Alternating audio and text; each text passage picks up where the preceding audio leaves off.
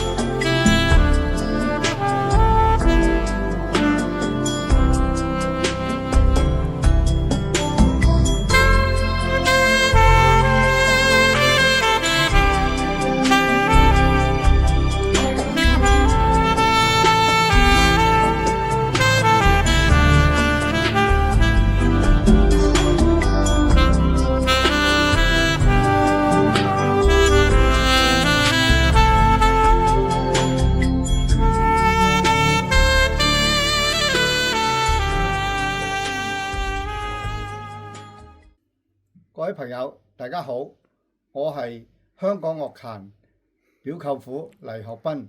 我頭先演繹嘅嗰隻呢，就係梅艷芳好中意嘅《抱緊眼前人》。今日呢，12月份呢嚟緊呢，就係梅艷芳31號呢，就係佢嘅忌辰。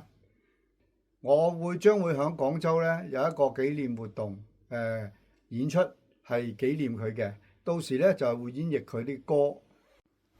好高興菲臘今次邀請我呢，就重新演繹梅艷芳嘅幾隻經典嘅歌，其中有《夢伴》啦，《似是故人來》、《不如不見》、求你講清楚，同埋《夢幻的擁抱》，仲有兩隻英文歌《I Will Always Love You》同埋《The One You Love》。有《夢幻的擁抱》啦，《似是故人來》啦，同埋《夢伴》嘅。呢幾隻歌咧都係原裝，都係由我演繹嘅，喺唱片裏邊。